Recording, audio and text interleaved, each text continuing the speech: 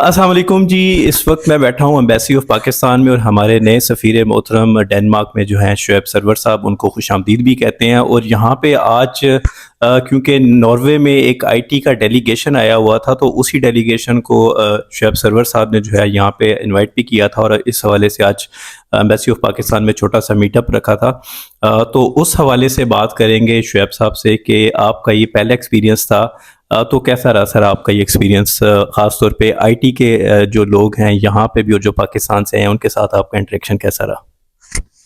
जी, ये मेरा पहला एक्सपीरियंस नहीं था। मैं 2017 से 2021 में लॉस एंजलिस में रहा हूँ। तो मैंने ही वहाँ बल्कि जो आईटी के इवेंट इनिशिएट किए थे, मेरे दौर में ही हुए थे। तो मैं वहाँ काफ़ी जो पाकिस्तानी कम्युनिटी है यूएस में, उसके साथ आईटी के साथ मैंने काफ़ी काम किया और इवेंट्स भी अरेंज कराए थे। लेकिन यहाँ ये ज़रूर है कि न, जो डेनमार्क में ये इस तरह का पहला इवेंट किया है। मुझे आए हुए तकरीबन 2 महीने हुए हैं। तो मैं उस दौरान काफ़ी पाकिस्तानी को जो आईटी फील्ड में काम कर रहे हैं, और कई कंपनियां भी मैंने विजिट की हैं जिनके डेनिश कंपनी जिनके बैक ऑफिस ऑपरेशंस हैं पाकिस्तान में, उनको भी मिला हूँ। तो ये अभी एक पाकिस्तानी डेलीगेशन एक आया हुआ था नॉर्वे इनोवेशन वीक के लिए। तो मैंने उनको इनवाइट किया था कि they want to come over to Denmark. तो तो वो उन्होंने मेरी एक्सेप्ट की इनविटेशन। तो वो यहाँ आए थे। तो मैंने फिर यहाँ जो आईटी के पाकिस्तानी जिस फील्ड में चीता चीता लोग हैं, तो उनको इनवाइट किया था। तो ये हमने छोटे से गेट टुगेदर किया था, ताकि इस पर कुछ प्रेजेंटेशंस हुई हैं। कुछ इसका मकसद ये था कि जो यहाँ के लोग हैं आईटी में, उनको बताया जा सके कि जी पाकिस्तान में क्या पोटेंशियल है और किस किस्म का काम हो रहा है। जो 5-6-7 पाकिस्तानी आईटी कंपनीज ने अपने प्रेजेंटेशन में से बताया। और दूसरा, जो पाकिस्तानी आईटी कंपनीज हैं, उनको ये बताया जा सके कि यहाँ डेनमार्क में आईटी बिजनेस लेने का कितना पोटेंशियल है और किस तरह वो कामयाब हो सकते हैं। तो ये बेसिकली इसका थीम था।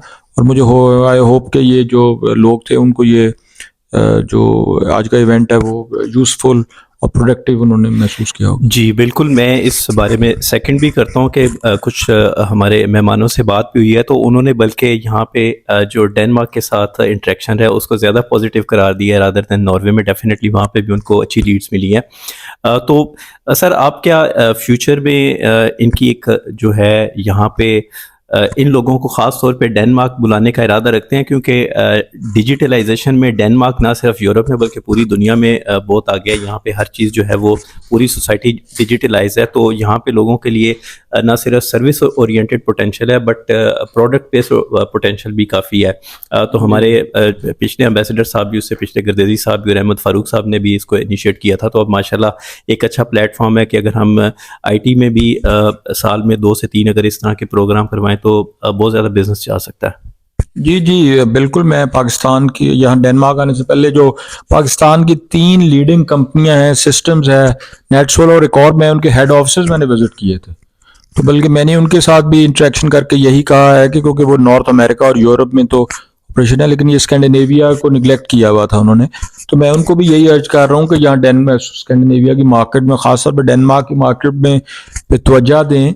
और वो उन कंपनीज ने अब इंटरेस्ट भी जाहिर किया, क्योंकि ये जब तक पाकिस्तान की बड़ी कंपनियां नहीं इंटरेस्ट लेंगी, वही उनका ही स्केल है कि वो बड़े कॉन्ट्रैक्ट से ले सकती हैं। उनकी जो छोटी हैं उनका भी एक रोल होता है, लेकिन वो छोटे कॉन्ट्रैक्ट से नॉर्मली उनको मिलते हैं। और इस वक्त सबसे इम्पोर्टेंट पाकिस्तान का जो हमारा टारगेट है कि मीनिंगफुल आईटी एक्सपोर्ट्स हों।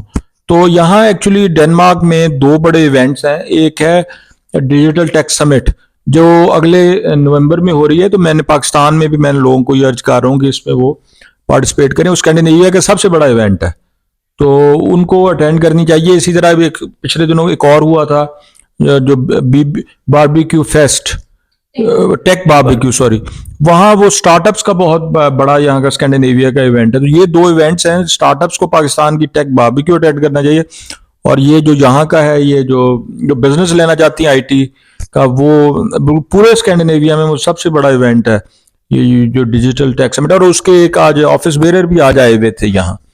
सर एक और चीज़ है, क्योंकि हमने प्रेजेंटेशन में भी सुना कि ये जो सोसाइटी है ये जो है इसमें ट्रस्ट को बड़ा ये फोकस करती है, और ट्रस्ट डेफिसिट अगर हो तो ये अपनी डील को वहीं पे छोड़ देते हैं। और आपके काउंटर पार्ट और हमारे जो नेबरिंग कंट्री हैं वो सक्सेसफुल शायद इसलिए हैं क्योंकि वहाँ पे एक उनको बाकायदा तौर के ऊपर ब्रिज मिलता है, और उनकी एम्बेसीज और उनकी जो बड़ी बड़ी कंसल्टिंग कंपनीज हैं वो एक ब्रिज बनाती है जिससे उनका ट्रस्ट जो है वो डेवलप होता है। तो हमारी एम्बेसी भी डेफिनेटली इसमें लोगों की हेल्प करती है। तो क्या इसको आगे बड़े पैमाने के ऊपर लेके जाने से ही हमें फ़ायदा होगा कि हमारी जो है वो एक ट्रस्ट डेफिसिट जो है वो ब्रिज हो और ज़्यादा से ज़्यादा कंपनीज जो है वो पाकिस्तान की तरफ आउटसोर्सिंग करें? लेकिन जो ट्रस्ट डेफिसिट होता है, एम्बेसी तो एक फैसिलिटेटर का रोल अदा कर सकते हैं, लेकिन हर बिजनेस की ये रिस्पॉन्सिबिलिटी है। देखिए ब्रांड वैल्यू क्या होती है, आप एक चीज है, एक ही तरह की प्रोडक्ट्स हैं, शायद आप एक दुकान पे $4 की बिक रही है, आप उस पे एक ब्रांड है जो कि आप अवेयर हैं वो शायद $20 का बिक रहा हो, लेकिन आप वो $20 पे करते हुए ज्यादा कंफर्टेबल होंगे। तो ब्रांड किस चीज का होता है? वो क्वालिटी का होता है, ट्रस्ट का होता है, रिलायबिलिटी का होता है। तो यही एथिक्स जो है, बिजनेस एथिक, जो अब लोग लॉन्ग टर्म में एक्सेल करना चाहते हैं, अपनी क्रेडिबिलिटी बनाना चाहते हैं, उसमें ये एथिक्स बड़ा जरूरी होता है। तो अगर हमारे थोड़ा ट्रस्ट डेफिसिट हो तो वो ये है कि आप how you would perform in the business, how you would create your brand, and this is what is very important for any business to succeed anywhere in the world.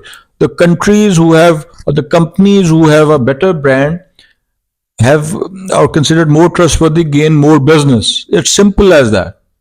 So ये तो अगर जो पाकिस्तानी कंपनीज हैं उनके लिए भी important है, और आई होप कि वो जो है वो उसी जज्बे के साथ और उसी ट्रस्टवर्दीनेस के साथ काम करेंगे। तो ऑफ कोर्स अगर वो जो इन द लॉन्ग टर्म, तो फिर उसी को आप रिपीट बिजनेस तो उसी को कंपनियां देती हैं जिसके साथ उनका एक्सपीरियंस अच्छा हो। Of course. और इस सिलसिले में क्योंकि मैं आपका शुक्रिया भी अदा करूंगा, और आपने मेंशन भी किया कि अगर लोग जो हैं वो इस तरह के इवेंट्स में पार्टिसिपेट करना चाहते हैं तो एम्बेसी ऑफ पाकिस्तान ने एक बाकायदा तौर के ऊपर पोर्टल भी बनाया हुआ था, जिसको हमने पहले भी बताया कि आप अपनी इन्फॉर्मेशन, प्रोफेशनल इन्फॉर्मेशन वहाँ पे डाल सकते हैं, प्राइवेट इन्फॉर्मेशन और पर्सनल इन्फॉर्मेशन ना डालें। उससे यह कि एम्बेसी को भी एक आपका पॉइंट ऑफ कॉन्टैक्ट मिल जाएगा, और इस तरह के अगर मामलात होते हैं या अपॉर्चुनिटीज़ आती हैं तो एम्बेसी के पास आपकी फर्स्ट इन्फॉर्मेशन फर्स्ट हैंड होती है। तो आप ज़रूर उस वहाँ पे भी अपनी इन्फॉर्मेशन अपडेट करें। और एम्बेसडर साहब, हम आपका एक दफ़ा फिर शुक्रिया अदा करते हैं, ख़ास तौर पे जो आपने डेलीगेशन को अपने पास बुलाया और उनको एक छोटा सा एक्सपोजर दिया ताकि वो आइंदा आने वाले जितने भी सालाना इवेंट्स हैं वहाँ पे भी पार्टिसिपेट करें। और अगर उन्हें ख़ास तौर पे भी किसी एग्जीबिशन के लिए आना पड़े तो एम्बेसी भी यहाँ पे हमेशा से अवेलेबल है, यहाँ की कम्युनिटी भी अवेलेबल है, और उनसे एक हम यहाँ से बड़ा अच्छा बिजनेस जो है वो पाकिस्तान को दे सकते हैं। जी बहुत शुक्रिया।